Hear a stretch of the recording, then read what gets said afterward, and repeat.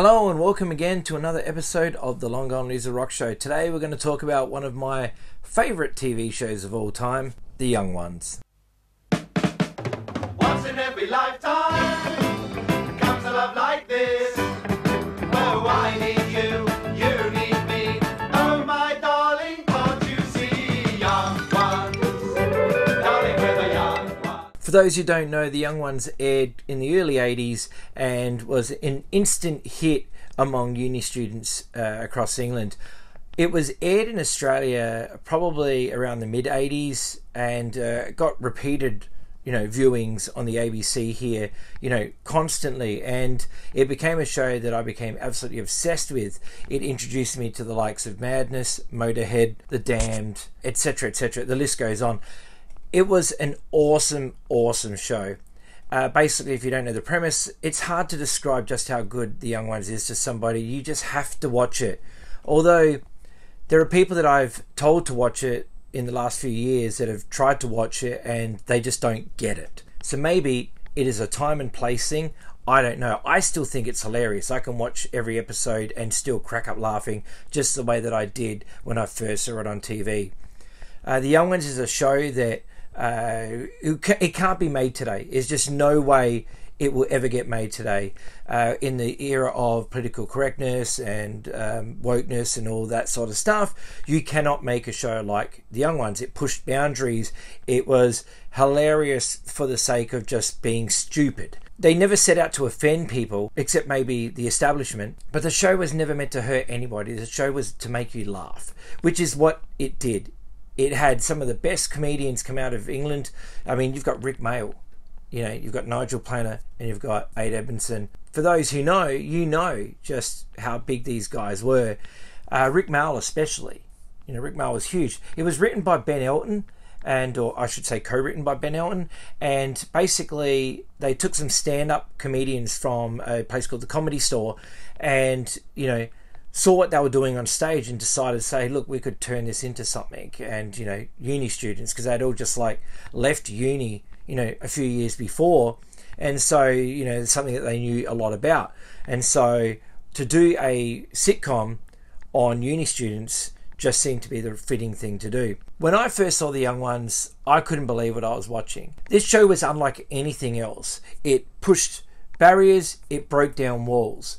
It basically did things on TV that you weren't supposed to do, such as, the whole thing of breaking the fourth wall or whatever it is that they say, where you break out of the fact that you're in a sitcom and acknowledge the audience that you're in front of, which is a live studio audience, or the TV people viewing at home.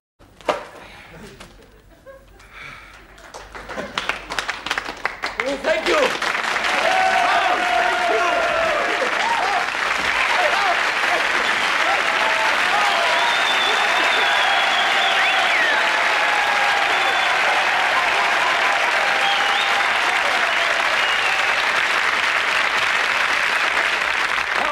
Paul, was I all right? A package from the Transvaal. How strange. I always think that one should do comedy absolutely straight, otherwise it just isn't funny. A package from the Transvaal. How strange. I wonder what it can be. It's probably a consignment of very hard drugs. Why does it say fragile then? That's probably Transvaalian for very hard drugs. When I was in Eastbourne once in the rep, Larry said to me, "Excuse me, do you have change for the phone?" "Darling," I said, "you don't need to change for the phone." Will you shut up, please? Little squirt, he does one advert and he thinks he's Dustin Hoffman. Now then, where was I? You're over there by the door. Oh, no, before that, Michael. Oh, God, I've got to stop sniffing this Ajax. And every time that they did this was freaking hilarious. I always crack up laughing at these moments where they just break their, the square of the sitcom and go outside of it and you'd be sitting at home and they'll be talking directly to you. Lucky the guys told me my bedroom was on fire. I might have gone to sleep and burned to death. It's unheard of, or was unheard of at the time. It's just not something you did on TV sitcoms. But, they didn't care. This was The Young Ones and they were just doing what they did to make people laugh. On top of that, they also did things like where they would put in flash frames. So what that basically means is that they would put like a 1 or 3 frame flash on the screen that was so quick that if you were watching it live, there was no way you would have been able to see it. You know, you would have been like, what the fuck was that? So what they did is they realized that people were having young ones viewing parties with the first season, and so people would record every episode on VHS because, you know, video recorders were around at that time and everybody was taping things off TV and whatever. So they were recording the episodes of the young ones, and they'd have people over and have young ones parties. So they inserted these flash frames in the hope that, you know, knowing that these people were doing these viewing parties, and therefore people would sit there and, you know, pause it on the screen to try and see what the picture was. I remember seeing there was like a tap was one of them. There was a skier. There was another. There was numerous ones throughout the entire second season. So if you go and watch the second season, you will see those in there. I'm not going to, you know, put them all here for you. I mean, that's taking the fun out of it. You just go and look for them. It's a good time. Or maybe it's a boring time. Who knows? Maybe my life just isn't that exciting. But I always thought it was really cool. On top of that, The Young Ones was a show that when I was in university, I actually wrote a paper on it and was talking about these sorts of things, about how it was completely different to, you know, conventional TV programs at that time. They were doing things that just you weren't supposed to be doing on TV, but there was a lot of, you know, black humor, as they say. They didn't care about being stupid or dumb or, you know, whatever, as long as it was funny. And so they did all these extra things like, you know, inanimate objects would talk. You know, everything would break or explode.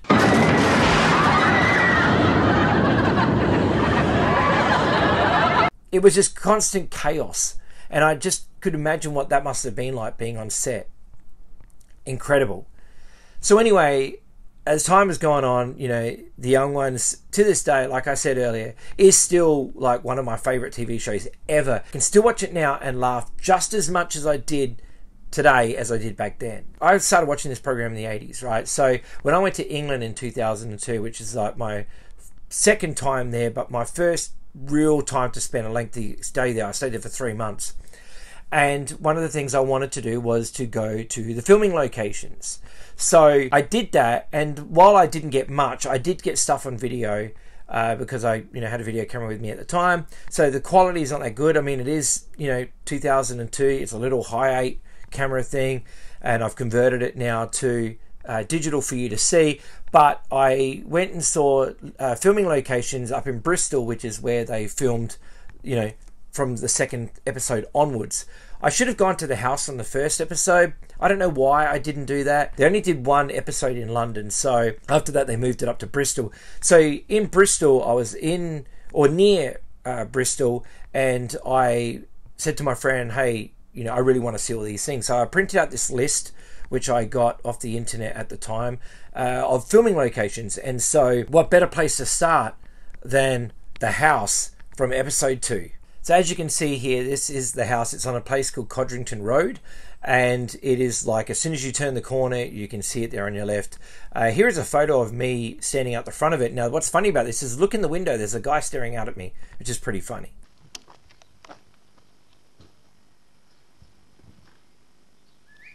Oh my god, this is it. It looks like it could be a pile of flats. From there, you know, it was time to get back in the car and head to the Kebab and Calculator. The Kebab and Calculator is from the episode Boring, where they go to the pub and see Madness playing, and you know, shit's breaking out, chaos, etc. around them. But yeah, the Kebab and Calculator is where they go. Although the plaque on the side of the bar doesn't really have the correct name. Like in the show, it looks like it says it's called the Kebab and Calculator, which I think is one of the funniest names for a bar ever. But when you get there, it's like they call it the Kebab and Pie and Calculator or something like that. We've travelled far and wide, across the land. We've seen the house. Now we are at the Kebab and Calculator. And there it is. It's in print.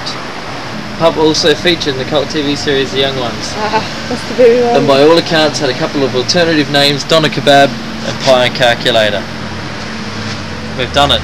I wasn't able to line up shots, so to speak, because, you know, I didn't have the technology to be able to just check if I was getting the right area, etc. on a phone like you can these days.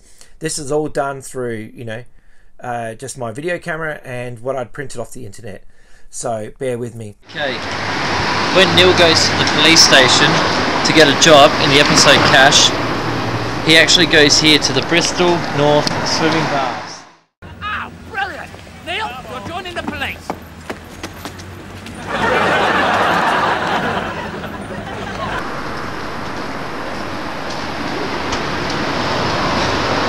On the top, the whole deal. Okay, this is also the bank that they robbed in Summer Holiday, according to this. But except the sign is covered by a sign that says "Fascist Pig Bank" or something similar. Apparently, the getaway car that they used is parked beside a line of bollards outside what is now the Bristol Flyer pub, which is right here. Okay. Whatever that means, but this is where the getaway car was used.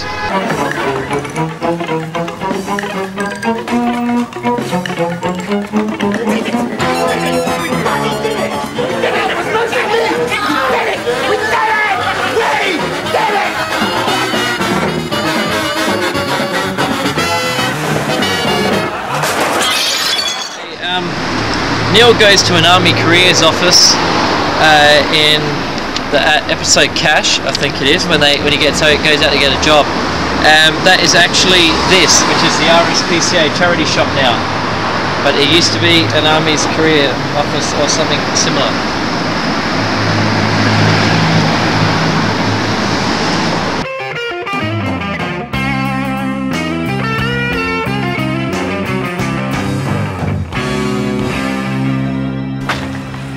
Said I was a pacifist. Okay, the doors are a little bit different now, but this is the laundrette where they went to try and wash their clothes in the episode of Bambi. Now, this is when he goes, I think we've got some Felicity Kendall's underwear here that needs a thoroughly good wash. And he puts it in there. So, I'm pretty sure this is right. So, I'm going to have a look inside quickly. God, that was quick!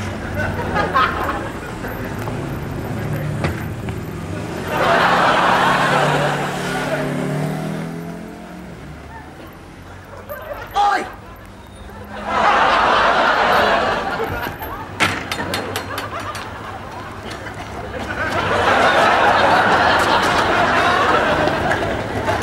Come on, guys. Like, the sooner we start, like, the sooner we finish. They said that about the, something that took a long time to finish, didn't they? I hate these places. They're so depressing. You know, Michael, I would rather go to a lecture than a laundrette. Oh, come on, Vivian, don't exaggerate. Hey, I know a joke about that as well. Listen, pay attention to me. I've told you 1,000,000 times, do not exaggerate. Get on with it, Neil.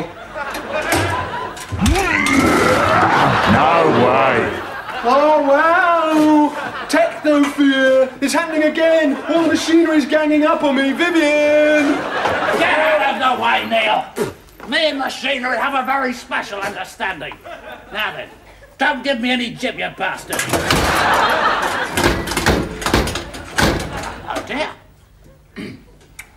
This calls for a very special blend of psychology and extreme violence. Oh, la-di-da. Look what I found in my laundry bag. All of Felicity Kendall's underwear that needs a good wash.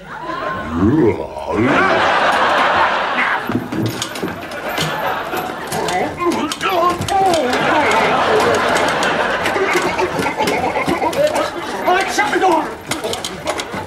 Now, make sure that the door is firmly shut. Oh, we've done that. Right, fill the tray with powder. Powder? What do they mean, powder? Gunpowder? Curry powder? Cocaine? I mean, what's on their minds? Maybe they mean washing powder, Mike. Oh, look, maybe if we got all the horrid sludgy bits out of the other machines, we could get enough. There, Neil, you carry on. Right, if you require conditioner, or do we? No, Mike, that's just for people washing their hair. Oh, we don't want to go mad. Right, insert 2 50-pence pieces.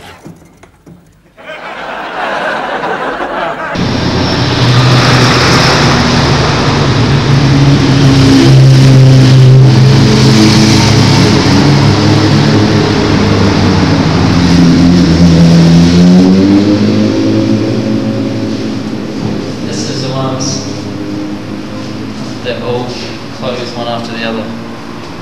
So this is it. This concludes. There's only one place we have left to look at, and it depends if we want to go there, which is the Bristol Temple Meads. So if this video ends here and we go on to something completely different, you know that our Young Ones tour has ended and we got lost and we couldn't find Bristol Temple Meads. Otherwise, it'll be coming up next. There's a few things obviously I didn't get to. The show covered a lot of ground, and I wasn't able to get to every site, but I did get to a few. So I'm happy with where I went, because I love this show so much. It is such a great show, and if you've never seen The Young Ones, I highly recommend you do yourself a favour and sit down and give it a viewing. You will laugh. You will. You will enjoy some episodes more than others. I mean, I remember seeing Motorhead on there the first time in the episode Bambi, and it's been blown away of them doing Ace of Spades. It's like, holy shit, this band rules. And then you've got the Damned on the episode Nasty, doing their song video Nasty. Oh my god. Seeing these bands at that time was just mind-blowing, because, you know, we couldn't see them live. You know, there was just no way. You know, I mean, I was a kid. There was no way I was able to go to a Damned show or Motorhead show. But thank you to the Young Ones, even though it's obviously, you know, lip-synced or mimed or whatever you want to say it, it's just still cool to see it, you know what I mean? So yeah, the Young Ones, what a show. Do you love the Young Ones like I do? I'm sure if you've grown up around punk music or metal or, you know, sitcoms or whatever, you've no doubt crossed the path of the Young Ones and you've enjoyed every minute of it. Well, I hope you have. If not, that's okay. You don't have to love everything. Like I said, some people I know just don't get it, and that's okay. You don't have to get everything. But for me, I love it. I think Ben Elton and his crew, absolute geniuses, all of them. Combined together, they were just something else. They were really, really something else. So yeah, the Young Ones, do yourself a favour. Buy this DVD, or, you know, just watch it on a streaming service. They're all on YouTube, I believe. So just check them out and enjoy the sheer genius of Ben Elton's The Young Ones.